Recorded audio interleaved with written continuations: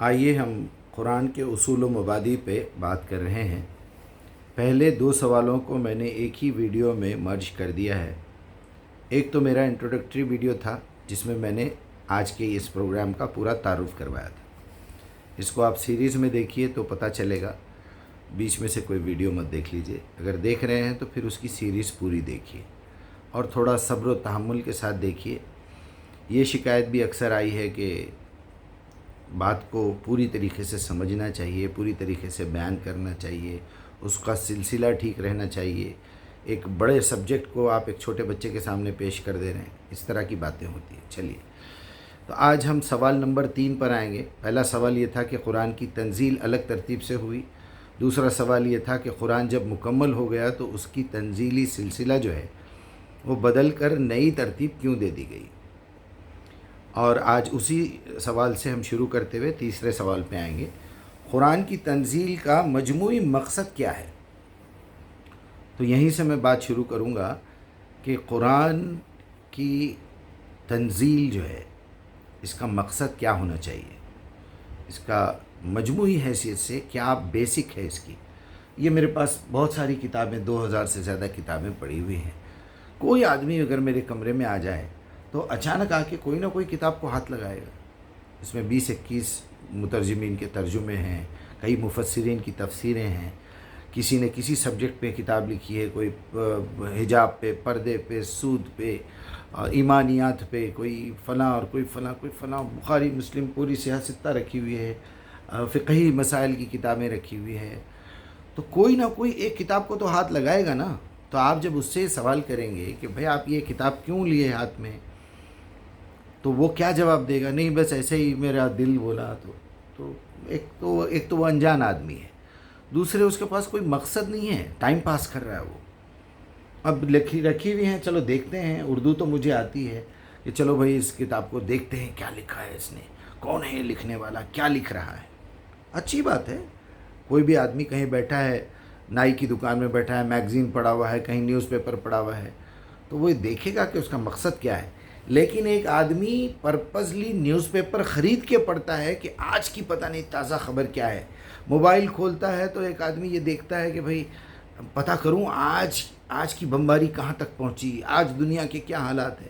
اس مقصد کے ساتھ موبائل کھولتا ہے۔ لیکن دوسرا ٹائم پاس آپ کو ملے گا جس کے پاس کوئی کام دھندہ نہیں ہے، تو وہ کیا کرے گا؟ بس ناک کھولی تو کھول کے، اب اس کو پتہ ہی نہیں ہے کیا دیکھنا ہے۔ یعنی ایک بندہ تیار ہو کے گھر سے تو نکل گیا ہے، لیکن سیدھا جاؤں، رائٹ پہ جاؤں، لیفٹ پہ جاؤں، اس کی زندگی کا کوئی مقصد نہیں ہے۔ ایسے فضول قسم کے لوگ آپ کو بہت ملیں گے۔ لیکن قرآن اللہ کا کلام ہے، آخری کتاب ہے دنیا میں۔ اس کے بعد ہدایت کا دروازہ نبیوں کے ذریعے سے بند ہو چکا ہے۔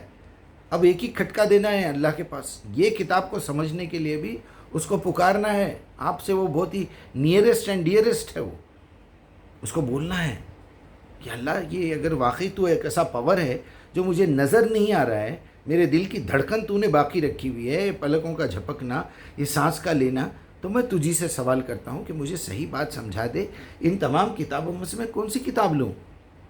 چنانچہ انسان جب ساری دنیا پر، اپنی زندگی پر، لوگوں کے پیدا ہونے پر، لوگوں کے مرنے پر، جیسا میں نے اپنے پہلے ویڈیو میں بتایا، غور و فکر کرتا ہے تو دل میں اس کے لازماً یہ خیال پیدا ہوتا ہے کہ یا اللہ مجھے اب اس کا جواب چاہیے کہ میں کہاں سے آیا تھا اور کہاں جانے والا ہوں۔ کئی بیانوں میں اپنے بیان کر چکا ہوں۔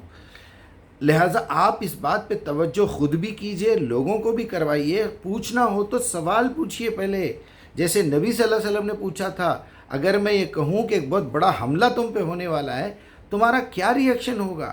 اگر میں کسی سے بات کروں تو پہلے یہ پوچھوں، بھائی میں آپ کے ساتھ یہاں ٹرین میں بیٹھا ہوں، پلین میں بیٹھا ہوں، تو ذرا مجھے بتائیے، زندگی اور موت تو کسی کو بھی کبھی بھی آ سکتی ہے، لہٰذا اگر میری ڈیتھ ہو جائے تو آپ میرے لیے کیا کر سکتے ہیں؟ کیا آپ ایئر ہوسٹس کو بلا کے، ٹرین کے لوگوں کو بلا کے میری باڈی کہیں سے کریں گے حوالے، یا آپ کو میں بتا دوں کہ میرے مرنے پہ یہ نمبروں سے؟ اگر کوئی مومن ہوگا تو ایک کام ضرور کرے گا۔ وہ شخص انتہائی لاپرواہ اور جاہل، بلکہ آپ وہ مشرک، منافق، وہ کافر، وہ کچھ بھی بول لیجئے، اس کو حیوان بول لیجئے، اس کو گدھا بولیے، اس کو کتا بولیے، یہ الفاظ اللہ نے استعمال کیے ہیں ان جاہلوں کے لیے کہ جس کو اس بات کا شعور ہی نہیں کہ مجھے مرنا ہے، حالانکہ دیکھ رہا ہے۔ تو جب تک انسان کے اندر یہ شعور نہ آ جائے جو ہم کو حیوانات سے الگ کرتا ہے، ایک کتے کو یہ پتہ نہیں ہے کہ وہ کہاں سے آیا ہے، وہ مرنے کے بعد وہ کہاں جائے گا، نہ اس کے دماغ میں یہ فکر پیدا ہوتی۔ ایک گدھا جا رہا ہے، ایک چڑیا آ کے بیٹھی ہے، ایک کبوتر آ کے ادھر بیٹھا ہے، ایک چھپکلی ادھر سے جا رہی ہے، اس کو پتہ نہیں ہے اس کے ماں باپ کون ہیں، یا پھر وہ اس کو پتہ ہو بھی جائے، نیچرلی اللہ وہ علم ڈال بھی دے، تو اس کو یہ پتہ نہیں ہے کہ وہ کیوں پیدا کی گئی ہے، اس کا مقصد کیا ہے زندگی کا، وہ کہاں جائے گی۔ میں دیکھ رہا ہوں 1000 آدمیوں کو چیک کروں اگر میں لسٹ بنا کے، تو جس کو پتہ ہے، جنہوں نے علماء کا کورس کیا ہے، علماء اکرام، ان کو بھی اس کا شعور باقی نہیں ہے، غفلت میں زندگی جی رہے ہیں۔ آپ یقین مانیے اتنا بڑا سوال ہے یہ کہ قرآن کی تنزیل کا کیا مجموعی مقصد تھا، کیوں نازل کرے آپ؟ یہ نازل کی گئی انسان کے اس وعدے کے ساتھ ساتھ کہ اللہ تعالیٰ نے اس سے وعدہ کیا تھا کہ یہ بات پھر جا کے وہیں اٹکتی ہے، رکتی ہے کہ تمہارے آنے سے پہلے ایک دنیا سے ہو کے آئے ہو تم، پھر اس دنیا سے گزر کر تمہیں ایک دوسری دنیا میں جانا ہے۔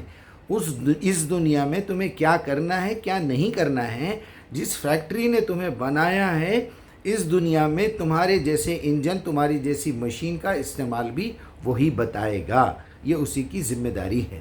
چنانچہ قرآن اس لیے نازل ہوا ہے، اگر کسی شخص کو یہ دلچسپی ہے کہ میں ایک انسان ہوں، میں کتا، بلی، چھپکلی، بندر، کبوتر اور جو ہے گدھا نہیں ہوں، میں انسان ہوں، تو یہ میری ذمہ داری ہے کہ میں تلاش کروں کہ میرے رب کی کوئی کتاب ہے کہ جس نے مجھے پیدا کیا ہے، تو میں اس کتاب کو لے کے پڑھوں، سمجھوں۔ یہ ہے ہمارے تیسرے سوال کا جواب۔ السلام علیکم۔